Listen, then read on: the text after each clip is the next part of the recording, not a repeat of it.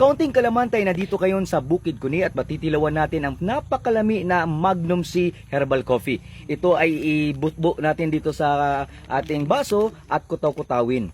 Mga ilang araw lang ay matutunaw na ito at atin ang susuyupin. Dahan-dahan sa pagsuyop dahil baka maduslak ng kutsara ang inyong mga mata.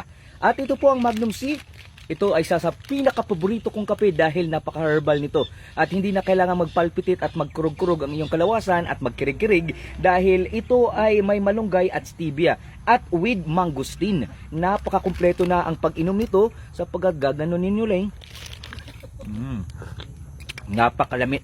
Talagang kagubgob din sa baba dahil sinagulan ko ng binangkal.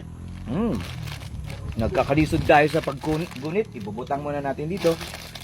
Ito ang binangkal. Binangkal ni Victor. Napakalami din ito dahil ito ay perfect para sa ating Magnum C Herbal Coffee dahil grabing purong-purong sarap nito. Iduduslak lang natin dito sa sabaw ay sa coffee at huhumok na ito at matitikman na natin. Ito na ang finished product. Ito na ang binangkal na may sabaw ng Magnum C at napakalami. Pag nasa bukid ka, titilawan mo talaga habang nagbabaktas-baktas at sayo ka sa mata sa buntag, inom ka ng Magnum C.